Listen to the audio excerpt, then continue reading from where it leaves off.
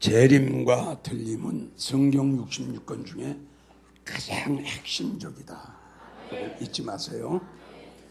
여기 와서 이번에 재림과 들림에 대한 설교를 처음 들어보신 분, 그럼 50년 동안에 여기 와서 재림과 들림에 대한 설교 처음 들어봤다는 거예요.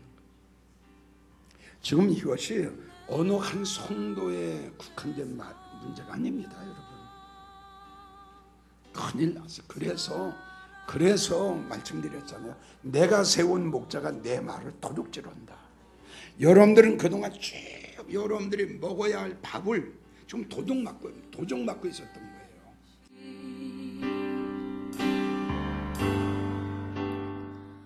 목사님 간증과 말씀을요, 제 스마트폰에 통해서 보고 천국과 지옥 간증을 보면서 맞아, 예수님 올 때가 다 돼가는데 첫사랑 말씀 회복 영성 집회라는 그것을 보고 맞아, 여기를 가야겠다. 와서 이제 찬양을 드리면서 맞아, 예수님의 신부로 날 사랑해 주시는데 나는 너무나 나태하게 살았구나. 다시 한번 알았고, 또 말씀을 통해서 신부로 나를 단장하면서 살아야 되는데 나는 못하고 사나. 나를 부인하고 내 십자가를 지고 주님의 나라와 의를 위해 구해야 되는데 나는 못하고 있나. 한국교회 영상을 보면서 주님의 마음이 조금 느껴져서 찢어지는 마음으로 눈물도 흘렸었습니다. 목사님 말씀을 통해서 정말로 주님의 나라와 의를 구하는 예수님의 신부로 정말로 무장하면서 살아가기를 다시 한번 다짐하면서 내려갑니다. 이 축복 중에 제일 귀한 축복이 뭐냐 그러면 이 말씀의 축복이에요. 믿어져요? 이 말씀을 통해서 언약을 해요. 언약. 창세기 6장 18절을 보면 하나님이 노아와 언약을 하셨죠. 그렇죠? 말씀을 통해서 약속이 돼요. 약속. 그래서 이것이 우리가 성도들 중에 목사나 어떤 목사 다 통일해서 가장 긴 축복이 뭐냐 그러면 이 말씀의 축복입니다. 이걸 아셔야 됩니다.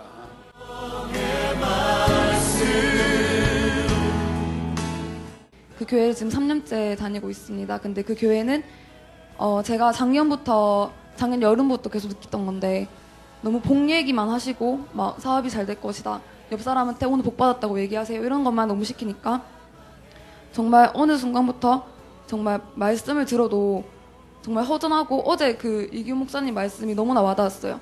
그 말씀을 듣고 가고 마음이 너무나 공허한 느낌이 들고, 어느 순간부터 성령님이 제 마음에 계시지 않은 것 같고, 기도를 하려고 해도 기도가 나오지 않고, 정말 그런 어제 말씀을 들으면서 너무나 많이 느꼈고, 이제 내가 달라져야겠구나 라는 생각을 했습니다. 뚝정이와 죽은 자를 얘기하실 때 정말 저건 나다, 진짜 나는 정말 그런 거 많이 느껴서 이제 정말 이렇게 살다 가는 것이 아니라 정말 주님 앞에 무릎 꿇고 기도하고 정말 모든 것을 내려놓아야겠다는 생각을 했습니다. 아직까지 하나님 오시지 않을 거다. 나는 언젠간 엄마 아빠가 계속 나를 기도해 주시니까, 엄마 아빠가 나를 위해서 계속 아침마다 기도해 주시고 하니까 그런 오만함도 있었고, 나는 어릴 때부터 정말 교회를 열심히 다녔어. 나 어릴 때 열심히 했으니까 나중에 다시 돌아갈 수 있을 거야. 그런 기회가 엄청 많다고 생각을 했어요. 근데 계속 이제 곧 오십니다. 근데 너무 무서운 거예요. 나 아직 준비가 되지 않았는데, 정말 제가 준비가 됐다면 기쁜 마음으로 지금 당장 죽어도 난 천국 가니까 이런 확신이 있을 텐데 그런 확신도 요만큼도 없었기 때문에 정말 어제 너무 무서웠어요. 내가 어떻게 해야 되지? 이제 나는 해야 될 게, 바꿔야 될 게 너무 많은데 처음부터 다시 시작해야 되는데 너무 무서웠습니다. 근데 어제 기도를 하면서 이제 정말 제가 바뀌어야겠다고 결심을 했고, 이제 여기 와서 이렇게 하나님 앞에서 얘기했으니까 돌아가서 다시는 번복되지 않도록 이렇게 기도하고 섬기겠습니다. 신부단장을 해야 돼. 하나님의 말씀을 통해서 내 마음속에 더러운 죄악을 수술해야 돼. 성령을 통해서 내 마음속에 죄악을 불태워버려야 돼. 하나님의 말씀은 살아운동력이 있어. 우리의 신은 골수까지 찔러 너의 교만한 거, 너의 더러운 죄악, 너의 미워하는 거, 너의 질투하는 거, 너의 거짓된 거 샥 잘라버리는 거야. 이게 말씀의 수술이야.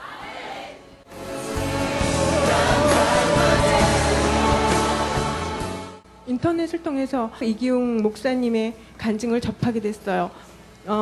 그리고선 지난주에 온 가족이 이곳에 먼저 와서 주일 예배를 드리면서 하나님의 임재함을 너무나 많이 느꼈습니다.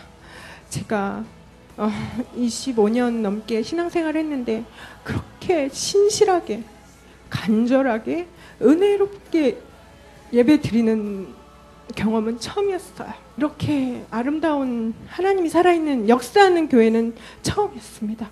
그리고 너무나 감사한 것은 저는 이 마지막 때 말씀이 있는 교회가 있을까? 하나님께서 과연 나한테 정말 참 목자를 주실까? 성경에 나온 예수님 같은 목자를 주실까?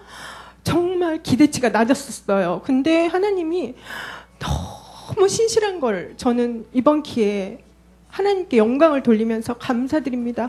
이기용 목사님을 정말 만세전에 택하셔서 정말 수많은 시간을 통해서 사울이 바울된 것처럼 목사님을 쓰신 거에 너무너무 감사드리고 하나님께 영광을 돌립니다. 저는 하나님이 직접 정말 이기용 목사님을 통해서 우리한테 이 마지막 때 정말 우리를 깨우시기 위해서 그리고 주님의 사랑을 정말 조금이라도 전달하시기 위해서 많이 연구하시고 받으시고 기도하시고 말씀으로 그렇게 받으신 걸 저는 정말 감사하게 생각하고 정말 하나님께 영광 돌리고 정말 신실한 하나님을 만나게 해주신 하나님과 주님과 성령님과 목사님께 감사드립니다.